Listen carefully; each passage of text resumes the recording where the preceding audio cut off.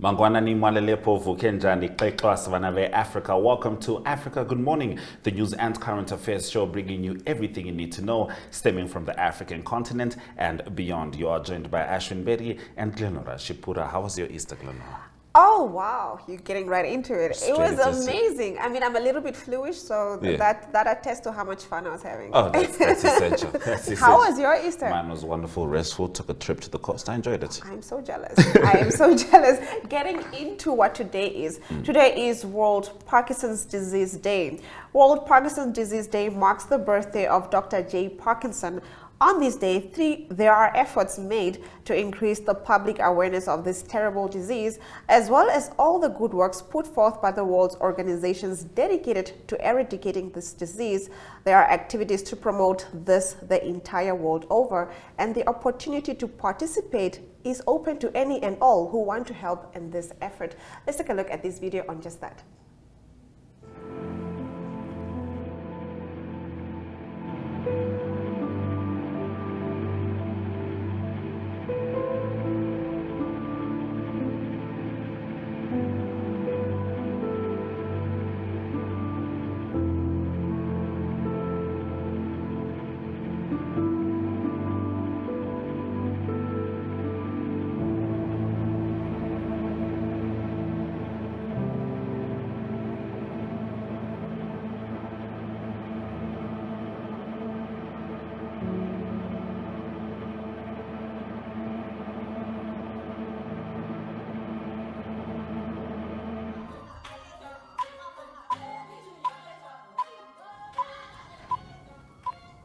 This is Africa Good Morning on Monday, the 11th of April, and these are our top stories. Serengeti radio journalists attacked by suspected UPND cadres, and this is in Zambia. Management of Serengeti radio station has expressed deep concern over the attack on 3 of their journalists on duty at Serengeti police station. According to a statement released by the radio station, the incident occurred on the 8th of April 2023 when the journalists were covering a story on the standoff between the Socialist Party and the ruling United Party for National Development in the run-up to the April 2023 Mushinda Ward by-election in Serengeti District, Central Province. The journalists, Serengeti radio manager Male Kapema, finance personnel Enoch Champo, and reporter Sheila Kalunga had rushed to the police station following a phone call with Serengeti DC Paul Masua. They were attacked by suspected UPND cadres who had reportedly been imported from outside Serengeti. In our next story, swinging over to South Africa, Anglican Archbishop Thabo Makgoba has urged President Cyril Ramaphosa to open up about the theft of money from his Pala Pala farm and simultaneously encourage the youth to become angelic troublemakers, pursuing a new struggle for transformation in South Africa. Delivering his Easter message during a vigil at St. George's Cathedral in Cape Town, Makgoba said Ramaphosa should be transparent about the theft at his farm. South Africans need to know what happened and why it happened, he said. The trickle of disconnected announcements on investigations arising from the theft of money from the president's Pala Pala farm still hasn't explained satisfactorily why such large amounts of money weren't banked, and the ANC's refusal to allow a parliamentary inquiry is reminiscent of the cover-ups of the Zuma administration. An independent panel appointed by Parliament and headed by retired Chief Justice Sandile Nkobe found that Ramaphosa had a case to answer regarding allegations of wrongdoing emanating from the theft of the foreign currency from his farm in February 2020. It was found that Ramaphosa may have breached the country's anti-corruption laws. However, a full investigation by the National Assembly as recommended by the panel was quashed when the ANC majority in Parliament voted against adopting the report. Now, the pilot of a hot air balloon which burst into flames and crashed near pyramids Teotihuacan in Mexico on the 1st of April has been charged with homicide. 2 of the passengers, a couple from Mexico, died in the crash and their teenage daughter was injured. Hot air balloon rides above the archaeological site near the capital, Mexico City, are very popular. But the Federation of Hot Air Balloons of Teotihuacan said the balloon which crashed was not registered with them. Video of the incident showed the balloon's basket on fire. Officials said its passengers had jumped out of it from a considerable height. A 50-year-old man and his 38-year-old wife died, while their 13-year-old daughter suffered burns and a broken bone. Gunfire was heard in at least 2 towns in Ethiopia's Amhara's region on Sunday as thousands protested against a federal government order to integrate regional special forces in the police or national army, residents said. Members of Amhara's special forces and allied militias vowed to oppose Thursday's order, setting up a standoff with the government of Prime Minister Abiy Ahmed, who said in a statement that the plan was for the sake of Ethiopia's national unity. The order applies to all of Ethiopia's 11 regions, which have their own regional armies and the right to use their own language, but has been received particularly badly in Amhara, the second biggest, which has fallen out with Abiy recently. Now, a resident of Gondar, where a large protest was taking place, said members of the Amhara Special Forces had fired their weapons into the sky all night in defiance of the order. Two residents of the town of Kobo said they heard artillery fire outside the town. It was not immediately clear who was responsible. There are protests in at least 6 other towns, residents said, all speaking on condition of anonymity out of fear for their safety. Now, the chairperson of Mozambique's publicly owned electricity company, EDM, Marcelino Alberto, on Wednesday announced that the Zambian government has paid off in its entirety its debt of $22 million to EDM. He was speaking during a visit by Zambian President Hakainde Hichilema to the Maputo thermal power station, which is owned by EDM. This power station, inaugurated in 2018, is the largest investment in electricity generation for 30 years, and it can generate 106 megawatts of power. After his visit to the power station, Hichilema said he was very happy to see young men and women working there, running the power station and the control center.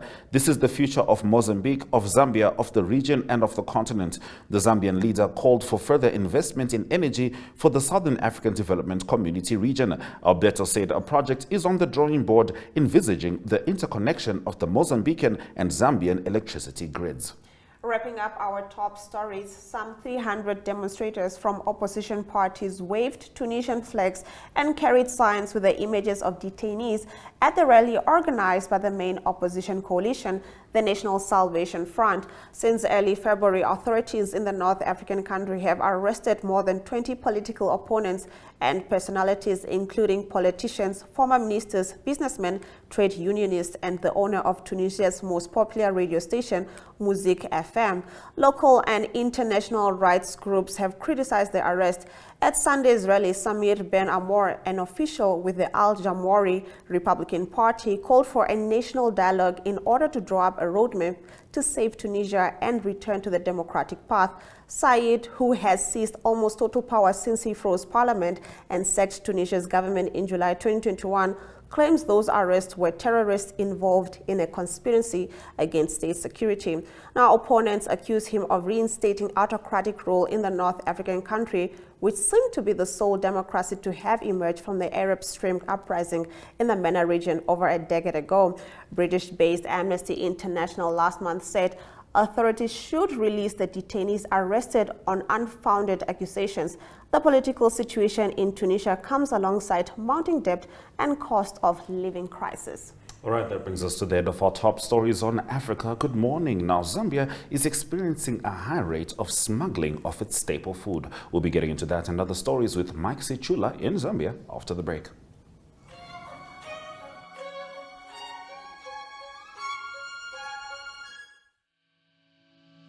Namibiërs sonder grense vertel weekliks die stories van Namibiërs wat oorsee of elders in die buiteland werk.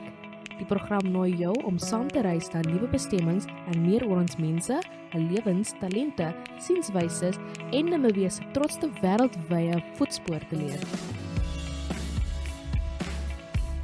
Volg Namibië sonder grense op Netwerk TV, NTV, oneup2.com en Republikeinse Facebookblad. Namibië sonder grense handel oor, uitreik, gesels, reis en wenke en soms toer ons na besienswaardighede in die land waar ons kuier.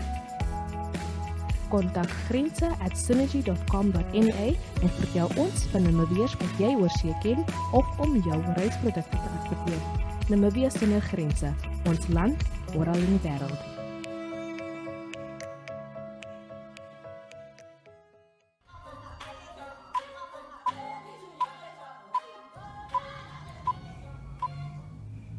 Welcome back to Africa. Good morning. Now, Zambia is experiencing a high rate of smuggling of its staple food to neighboring nations, thereby causing an artificial shortage of mealie meal on the local market. Here to bring us this story and more is Mike Zichula. Good morning, Mike. Africa, good morning, and it is a very beautiful day, like you have indicated earlier on in the show. Thank you. It is a beautiful day indeed. Can you get into your first story, please? Yes, Zambia is experiencing unprecedented rate of smuggling of mealie meal, which is a starch made from maize corn, known by different names in Africa. Others call it ugali. In Zimbabwe, they call it sadza. And in Zambia here, it's wali. So a number of Zambians have taken advantage of the booming market for mealie meal, and have started exporting through different ways to the Democratic Republic of Congo. Whilst people from Malawi, for instance, they are getting the mealie meal direct coming into Zambia and getting the mealie meal. So this process of Zambians heavily involved in the smuggling of this mealie meal has now begun to create an artificial shortage on the local market. Because on the local market, a bag of the 25 kg bag of mealie meal is costing less than $10. But when this mealie meal is smuggled into Congo, the value increases to as high as $15 to $17. So this is a business opportunity that a number of Zambians have seen. However, the government has expressed concern, and they have now introduced restrictive measures to ensure that the smuggling of mealie meal is contained, so that local people do not suffer from increased cost of mealie meal on the local market. The Food Reserve Agency is holding more than 300 metric tons of maize, but they do not want to give all this mealie meal to millers because it is for strategic reasons. All right. Now, a medical doctor has become the very first Zambian to graduate as a pediatric cardiac surgeon after completing a 4.5-year program in Israel. Could you tell us about that, Mike? Yes, Dr. Madaliso Ziva is one and the first only Zambians to graduate in that program, and he was attached to an Israeli institution where he was studying the issues of surgery. So he becomes the first Zambian to undertake that program, and I have since returned home to help the country deal with some cases that involve pediatric cardiac surgery. And a number of Zambians are excited about this because the government of Zambia has put in place a strategic ways of ensuring that health institutions are equipped with necessary equipment so that trained personnel can work with ease. And also Zambia is trying to see to it that it becomes a tourism hub in terms of the provision of health care. So Dr. Ziva was made to undertake this program through a partnership with Australia Champions Foundation Scholarship Award. So he took advantage of that, and he has now graduated after a 4 years program. Now, still with some positive news from Zambia. Zambia has scored 100% on implementing the benchmark set under the International Monetary Fund Economic Recovery Program. Can you get into the story? Yes, one of those good stories coming in terms of the financial position of Zambia. As you know, Zambia is owing the international community close to 35 billion United States dollars. And in trying to mitigate that, Zambia has been seeking an IMF bailout package worth 1.3 billion United States dollars. So during this period, according to the finance minister, Dr. Mstumbe Komstopotwane, the government has scored 100% on implementing the benchmark set by the international community, International Monetary Fund Recovery Program obtained in August 2022. So Dr. Msopotwane says the results of the review of the IMF indicate that Zambia has successfully met the expectations of the IMF on the observance of the benchmarks. So this is something that is positive for the administration of President Hakainde Hichilema as it seeks to ensure that the debt crisis does not cripple down the economy further. All right, and you know, previously in our top stories, we were just talking about Zambia clearing its debt with Mozambique electricity-wise, paying back that 22 million to the EDM. But sticking with Zambia and Mozambican relations, the governments of both countries have opened talks to revamp the Chipata-Mchinji railway line. Could you tell us about that, Mike?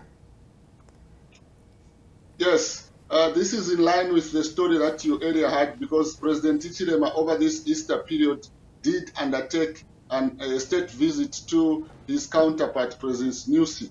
And during that meeting, a number of bilateral engagements were engaged by various ministries of the government, one of which is the Transport and Logistics Ministry. And its minister in charge, Frank Tayari, says Zambia wants to utilize the railway line to open up the country to the Nakara corridor, which will also serve as a shorter link to the port of Bela. Most of the goods that come into Zambia come through the Dar es Salaam border, and also the Wharves Bay in Namibia and others. But because of the Muchinji railway line that has not been fully developed, so the two governments want now to develop this infrastructure in a way to ensure that in all angles, all corners of the country, Zambia is able to access and also use those facilities to import and export various goods. So it is one of those programs that came about when President Hichilema undertook a visit to neighboring Mozambique. All right, thank you very much, Mike, for bringing us the news stories from Zambia, the real Africa. Thank you so much, Africa. Good morning. Let's take a look at the weather forecast for Southern Africa.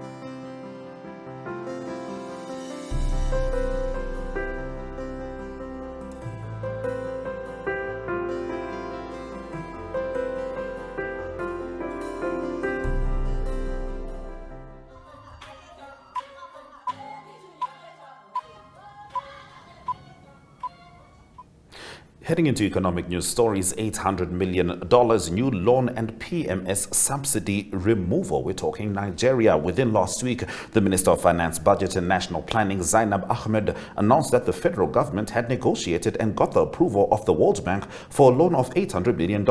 She stated that the loan would be used to provide palliatives for 50 million poor Nigerians after the removal of fuel subsidy. Tanzania investments jumped 52.4% to reach 2.8 trillion shillings in 3 months. Tanzania recorded a 52.4% increase in investment during the first quarter of this calendar year compared to a similar period last year, thanks to an improvement in the business climate. Through the projects registered under the Tanzania Investment Center from January to March, Tanzania attracted investments worth $1.2 billion compared to $787.4 million recorded in 2022. All right, that brings us to the end of our economic news stories. We're going to go into the indicators, and after that, it will be Ari Hochad with the sport.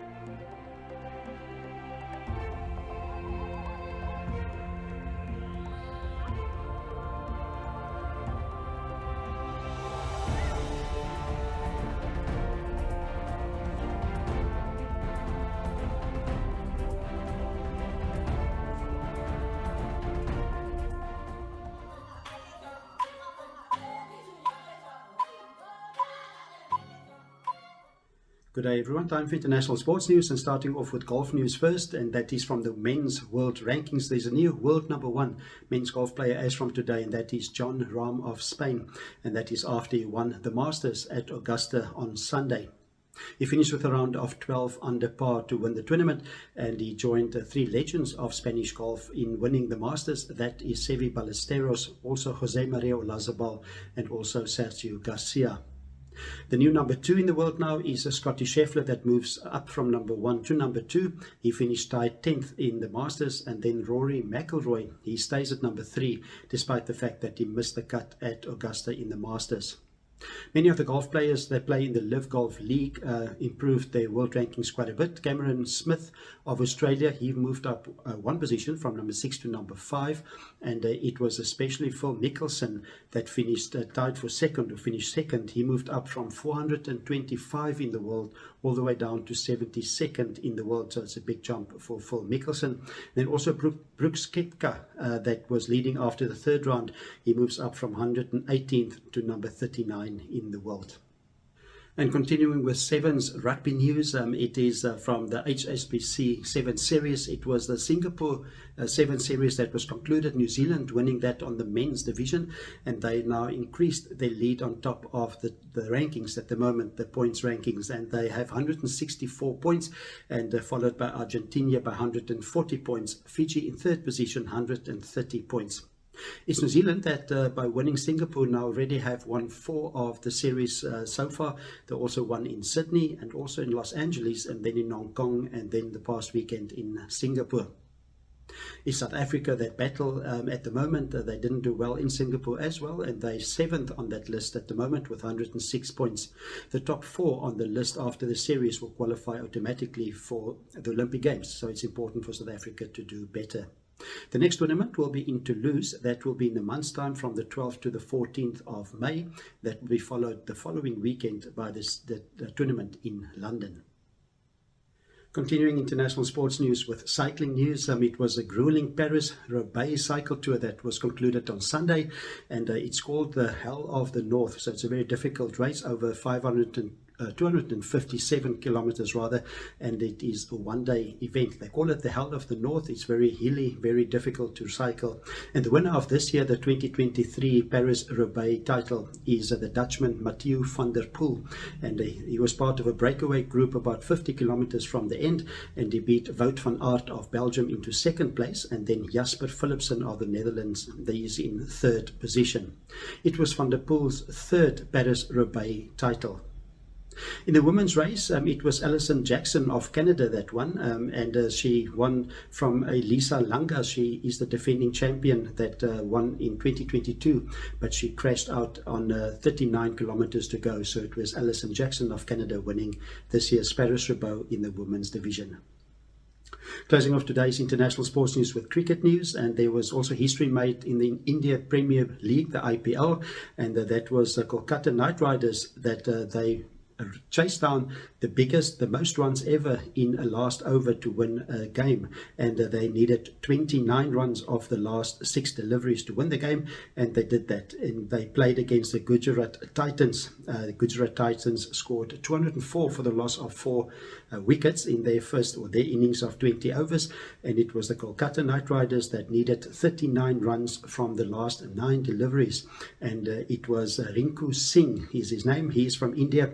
He concluded the game with 5 consecutive sixes to end the game and score the 29 runs needed in the last over. So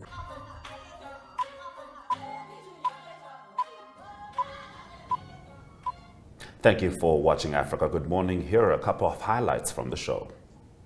Serenge radio journalists attacked by suspected UPND cadres. And Archbishop Thabo Makgoba uses Easter message to urge Ramaphosa to come clean. Those have been our stories. And with that, we've come to the end of our broadcast. You can catch Africa Good Morning, same time, same place tomorrow. I am Glenn Rashipura. And I am Ashwin Berry. Swera Zwakanaka.